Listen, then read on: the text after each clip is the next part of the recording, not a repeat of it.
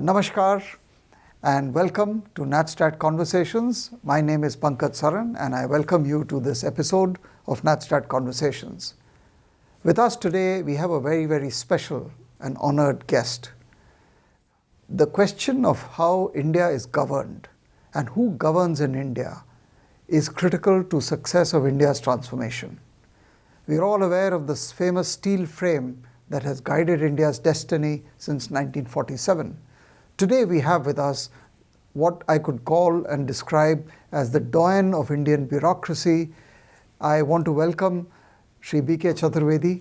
Shah Namaskar and welcome to NatStrat Conversations.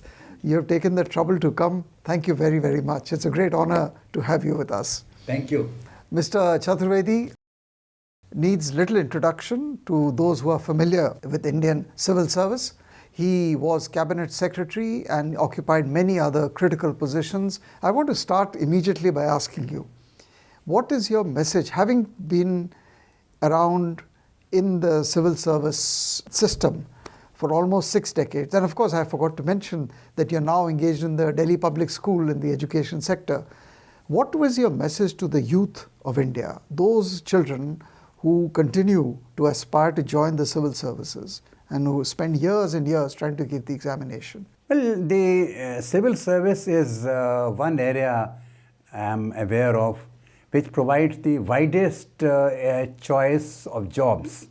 You are today as district magistrate of a district managing law and order.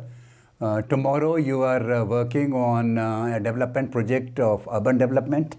A third day you may be working for development of the oil sector.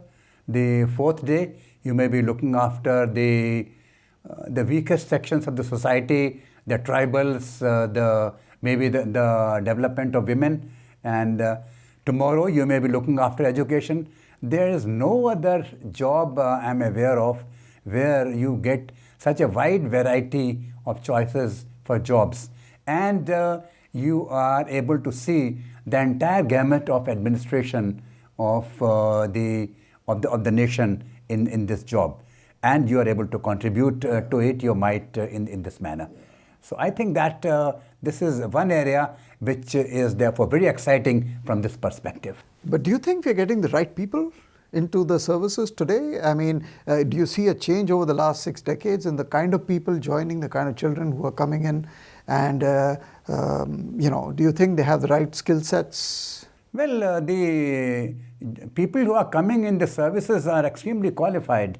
There are a number of engineers, a number of doctors, and in many ways I'll say they are much more qualified than what we were. Technically, they are very savvy. They have an excellent knowledge of there was no internet in our time. So they have excellent knowledge of all technologies, no doubt about it.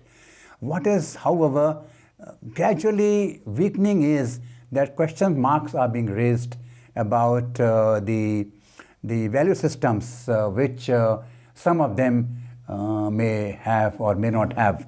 Because part of the reason is that when we were in the service, we were recruited at a very early age.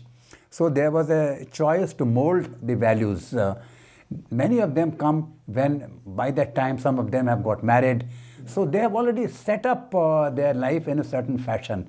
Very difficult to change that. So that has really in some ways weakened the areas.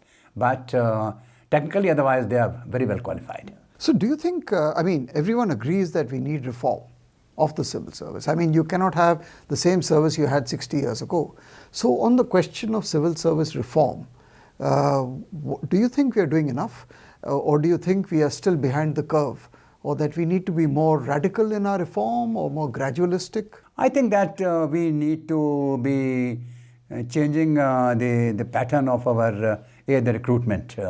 I had at one point of time said that in many countries they recruit them after, say, class 12. They go to for training to certain universities, and from them you can then select. But so we need civil servants who have been picked up right at an early age and then get into the service, and not those who have already made their mark in certain areas and then come here. Maybe they're very good in those areas, but it does not really prepare ourselves for a service which can be molded in a certain fashion for a developing nation. And even things like, flexibility of service, mobility between services, given the kind of nature of governance today, which is interdisciplinary, you might need to have more rather than strict silos and strict walls between services. Yeah, absolutely right. Absolutely true that we need to have this transition from one area to the other. And also, it is important that the civil services may be very good in a number of areas, but there is a need for improving the governance to bring in some outside technical experts who can advise the government in certain areas. So lateral entries in certain areas where it's necessary to have good technical expertise, it is important. Absolutely. I mean, so when you look at it and think about it, India is the largest country by population, 1.4 billion people, 28 states, 8 union territories, 1,400 islands, huge coastlines, all kinds of geographies inside. Do you think we are up to governing ourselves in the way we should be? I mean, when you were there and when you were Cabinet Secretary, your average day in office would have been almost impossible to imagine, because every minute of your day is with a fresh new problem in a different part of the country. So, with the wisdom of hindsight, I mean, do you think we are underestimating the challenge of governing a nation as large and as diverse as India? Are we up to it? No, I think that the system of governance that we have is definitely basic infrastructure is fine, but we need to change, because today India is changing at a very fast pace. We are not only developing but urbanizing at a very fast pace. We are needing people in area of energy at a very large areas. So we do need to change in that fashion, and need to work in that. But the basic infrastructure of states, local bodies and central government, that infrastructure which is provided by our constitution, that is fine. What we need to do, however, now is see that where we are going to be, say 30-40 years hence, and prepare ourselves for that and plan accordingly and work on that basis. Yeah. The roads, the urbanization, the housing, the waste management, all that needs to be done. Yeah. to take care of that. Yeah. Exactly. I mean, you are right that urbanization today is probably one of the biggest challenges facing governance, and the health of municipal bodies, waste management, traffic management, cleanliness. All these are big issues. I think these are new issues for us. No, you're absolutely right. Absolutely right, because today we are urbanized at the extent of to say around 32-33%. But say come 2040, 2050, we will be around 40 to 50%. So we need new cities. We need to develop the new infrastructure for this expanding urban population. And gradually people are coming from rural areas to this. And unless we plan these new cities, unless we plan for these new development, we would be having all the problems of which are of say of old Calcutta, as they say, that when people or old, we shouldn't be having that. We should be developing our nation as our economy is improving, as our income is improving. We should be working on those. So one of the criticisms about the bureaucracy has been that it doesn't think far enough, it doesn't think on the scale that it should, and that every time you conceive and then implement, you're already behind the demand. So I think one of the big issues here is to plan ahead and also begin to think on a much bigger scale, isn't it? I mean, given the magnitude. Yeah, you're very right. I'll just give you one example.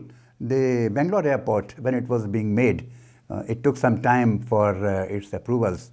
And by the time approvals came and the airport started functioning, it had already reached its capacity, it was full. Yeah. So they said that now you need to expand it more. Yeah. So the question is that you need to plan 20, 30 years hence, and then plan, and not for a 5-year or 10-year hence, because that's the time which is taken for implementing a project and for going ahead. So if you must plan further ahead, and then I think our nation can. So when you look back from the time you began as a young officer to today, do you look back with contentment about the progress India has made as an economy, as a nation, in terms of everything that we have around us? Or you feel sometimes disappointed that we should have, you could have done more, or how have we fared? Well, because you've written in your book on challenges of governance, you've addressed some of these issues. As a nation, I feel that over a period of years, 50, 60 years, 70 years, we have not done very badly. When India became independence, at that point of time, our literacy rate was, say, around 12% for women and 20% for men. And today it is 85% for men and 77% for women. Our life expectancy was around 35.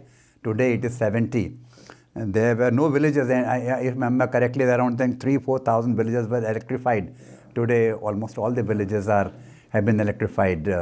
Pakka roads, they have been huge. There was no concept at that point of time of having all these highways, big highways. Today, all these big highways and what they have all come and in the urbanization area. The health-wise also, we have not done badly. At that point of time, of every around 2,000 mothers died out of every 1 lakh population, and maternal mortality, and around 146 children died out of 1,000 children born. So today, this number of 146 has gone down to around 25, and maternal mortality rate itself has gone to less than 100. So much the health standards also have improved, facilities for them have improved as well. Our children are now more or less in working in areas. Today and I'll give you an example. I was working those days in the Ministry of Finance, and a gentleman came to me and said that, sir, I want to get my company registered in New York. So I said, go ahead. So he said, but I will tell you a story. And he told me that when they had gone to get their company registered, and he said, what's the name of your company? He said, it's an IT company, Jackson & Jackson. So the fellow over there said, that can't you make it Ramanathan & Ramanathan? That will sell much better. So that is how India was seen, an IT professionals hub, where people thought that, yes, Indians had done very well. So after the reforms, the economy has done very well. What do you think is, in your opinion, what would you regard as today the biggest challenges facing governance? It's a big question, but anything which comes to your mind readily, or you think there are many? If I'll say the biggest reforms to governance is the corruption. Corruption and at various levels. I think this is in spite of the fact that because of your improvement in the technologies, many services have become now much more easy. Yes. I remember the passport. Absolutely. The fantastic improvement in the passport thing. Yes, services. Or I remember even say delivery of public distribution system. Yeah. Today 80 crore people are getting this thing without anything. Or even the accounts, transfer of money. So all those are good. But unfortunately, in spite of that, in many other areas, the corruption has been transferred from here to there. And that is one area I think that governance is, I will feel that this is a major challenge. So I want to shift now a little bit on sticking to the governance challenge to another aspect of, let's say, the responsibilities of a district magistrate or a secretary or a chief secretary is law and order. So here we have a situation where at a given point of time, there are multiple crises in India, whether Manipur or Kashmir or any other part of the country. And so how are we handling multiple crises? Are we on top of it, or how are we managing to cope? That's the first. Second is on the law and order day to day. In the olden times, there used to be a lot of communal violence, communal riots in districts, and we still have instances. Any thoughts on this aspect of governance, which is the administration and law and order and so on? Well, in the earlier times, a lot of communal riots which were there were incited by the British. They were very keen that the Hindus and Muslims should never come together, and they would all the while try and bring some or the other problems and differences amongst them in their functioning and their postings in other areas. So after that, the successive governments which have come, they have tried to bring them together. And today, that part is not there. And unless the government of the area works on that area and starts inciting, I think by and large, this is very much there. The nature of challenges today in the law and order areas have now changed. For example, some of the areas which are now today are worrisome, for example, is Manipur. That's an area which is, now that is because of the large population, say, amongst over there, and they have the Nagas, the Kukis, and the IAMs and others. So they have this population. So that is one part which is there, and that is causing law and order problems. And second, in many of the other areas, the problems have arisen because some of the youth who are misguided, they have taken in upon themselves to take certain actions, and which has misguided them. By and large, I'll say that today, to handle law and order, we are much better equipped. We have now the NDRF, we have the Rapid Action Force, we have the much more infrastructure by way of helicopters to see, other equipments to see. So technically we are much more, even wirelesses, etc., communication-wise, we are much better equipped over there.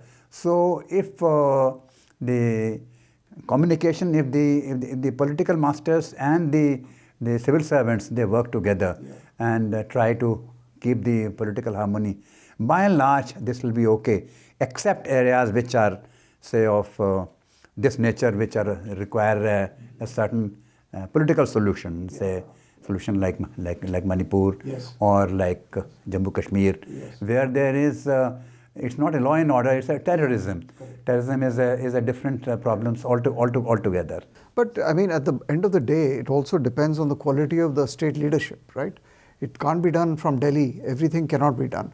So in your experience, you would have come across different qualities of state leadership in different states. And that would have a big impact. Yeah, you are very right. You are very right that depending on the state leaders, we find that it makes a tremendous difference of how they handle the problems and how so would they... you remember any good states and bad states? Yeah, I remember we had in Manipur, in Meghalaya, this incident of the chief minister who would come regularly and be in touch with us and say, and in his state I found so long he was there, development was the focus.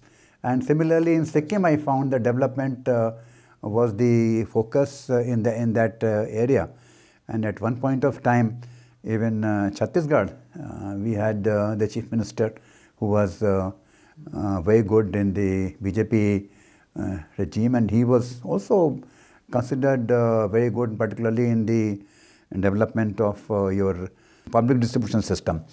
In some of the areas, as I said, which are of terrorism, there it has always been more central intervention and central forces support which has come. And generally now I find that government has created enough paramilitary forces and adequate. Is much Much better now. Much better. Advance warning quick response. Both are much better. That in the respect of the cyclones, the disasters, and they are much better equipped now than what they were earlier. So they can handle it in a much better fashion. So it's a great tribute to generations of bureaucrats who've actually helped to create all these all this infrastructure. And but the southern states have gone far ahead in many ways, isn't it, from some of the states in the north? Well, these southern states have no doubt gone off very well, and part of the reasons are that right in the beginning, their chief ministers and others, they first of all focused on the population, and then on developmental infrastructure, and that has also, the fact is that I have a theory that the northern states are landlocked states, and the southern states are all seafaring. So the seafaring states always have an advantage in terms of international trade. You will find that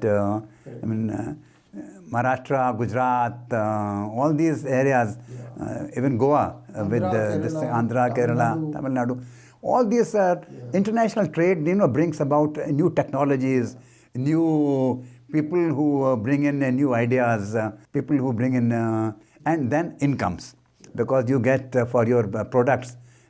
And from say Bihar, if you want to sell something, unless it is light and you can be sold by air, you have very little. But I think, sir, we have underestimated or underutilized the potential of coastal transportation along the coast of India, from, let's say, the north, the south, both coasts, east and west. After all, you can actually decongest the road and rail connectivities by using coastal shipping, coastal transit, coastal routes. You are very right. Coastal transportation actually is one of the finest ways of transportation. We can decongest our roads, we can decongest our rail transportation, and that is really, you are very right, it is one of the finest ways by which we can improve the availability of transport infrastructure for us, for our exports, for our movement of goods, even within the country. It is a very fine way, no doubt about it. You've gone through a lot. Any particular political leadership or leaders who have made an impact on you for any reason, or anyone you have learned from or admired in your career? Had worked with a number of leaders, but I have always admired, first of all, not worked with him, but I've always admired Pandit Nehru a lot.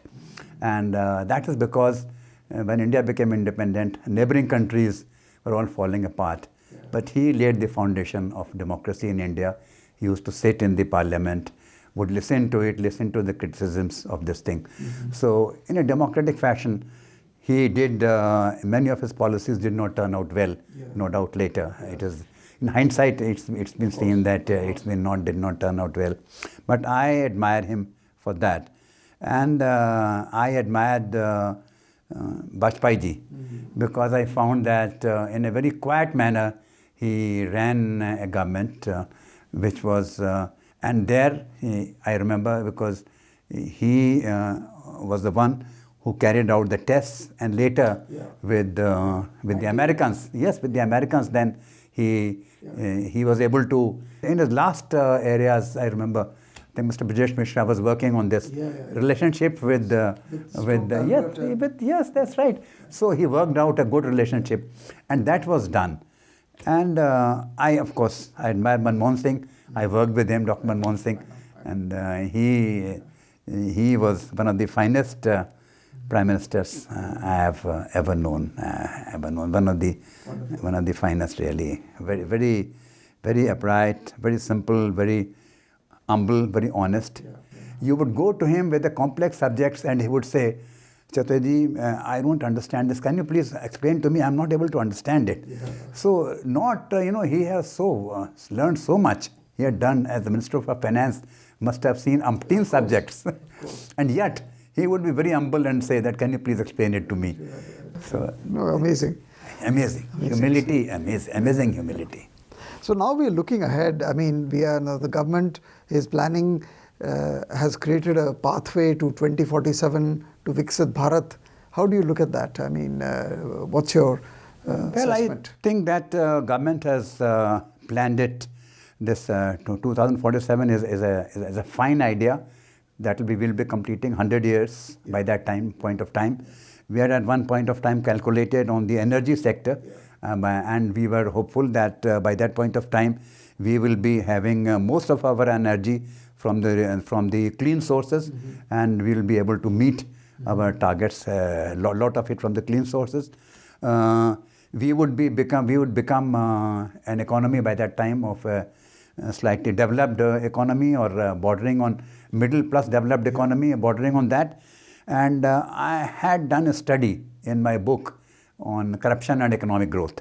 I had done a study, and that study found that countries which reached an economic level of say $5,000 per capita income, in their case, suddenly the corruption level keeps on going down.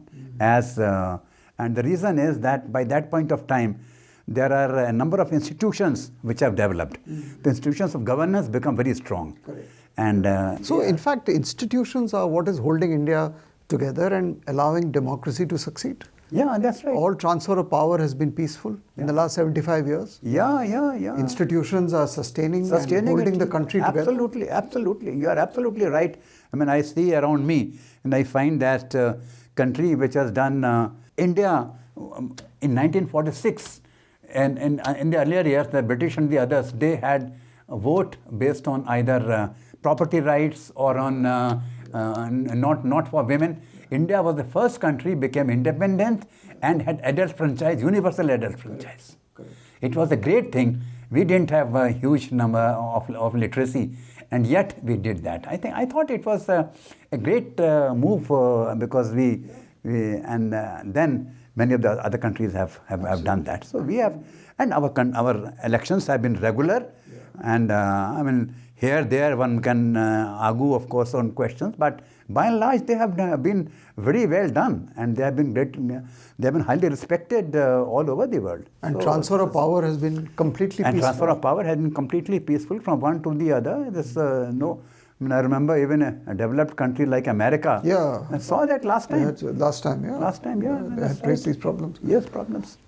So, last question. What would be your advice today to three sets of people: the Prime Minister and the political leadership, second to the bureaucracy, the current crop of bureaucrats, and lastly to the youth of our country? So, starting with, if you were to give any advice to the Prime Minister or to the political leadership today, what would you say to them? Well, to the Prime Minister, our Prime Minister is very wise. He has oceans of experience as Chief Minister of Gujarat, as the Prime Minister of one of the countries 10 years and then another 3 years. So he is very wise. I can only say that one problem which pains me and which I think he needs to look at is this wide economic inequality. Now, this cannot really be a good sign for a country. And second, I will say that he needs to address the question of southern states. The question is that they have followed the population principle strictly. You have not. Now, for us to change anything and say that we will now, you would have lesser number of representations, this will harm them, and this will really make our country, may not be country weak, may make our country weak. I think this is. And the rest for developed, etc., and energy, etc., what he's doing, I think is fantastic. And urbanization is working on. I think he's doing on all these infrastructure, other things he's doing all right. I think I would not like to do. What will you tell the bureaucrats? For the bureaucrats, I will say that God has given you an opportunity to serve the people, and you have now been given excellent salaries over a period of years with the 7th Pay Commission and others. So please, the lay down principles of honesty and integrity which are a model for any other services. And be an agent of change. And be an agent of change. Be an agent of change for this thing. Don't plan new things. Plan this thing. How you can make things better. Be an agent of change. Just not passing the standard things. Yeah, that's right. And lastly, sir, for the youth, any message? And for the youth, I'll say that India has a tremendous opportunity in the coming years. At one point of time, we said that we have a demographic dividend, and demographic dividend will come only if we grow at a fast pace and opportunities for jobs arise. So be in that, improve your skill sets, and if your skill sets are good, then by and large you are going to get jobs. But if you don't have a skill sets, then I think you don't get. So work on those areas, acquiring new skills all the time and acquiring new opportunities all the time. And also be job creators, not only jobs demanders. Yes. And you are very right that also don't depend only on government jobs. Do try and see that what you can set up your own businesses. That's another area you need to work on that. Well, thank you very much, sir. This is a lovely conversation. Thank you for your time. And it's been a pleasure to listen to you with your vast years of experience and wisdom. And I want to thank you once again for joining us in NatStrat Conversation. Thank you so much. Thank you very much for inviting me. Thank you, sir. It's such a pleasure to talk to you. Thank you, sir. We have had the privilege of talking to Mr. B.K. Chaturvedi, a former Cabinet Secretary of the Government of India, one of the most senior IAS officers of contemporary times with a vast experience. We have discussed a broad menu of issues relating to how India has been governed and should be governed. I hope you found this conversation useful, especially to our younger viewers.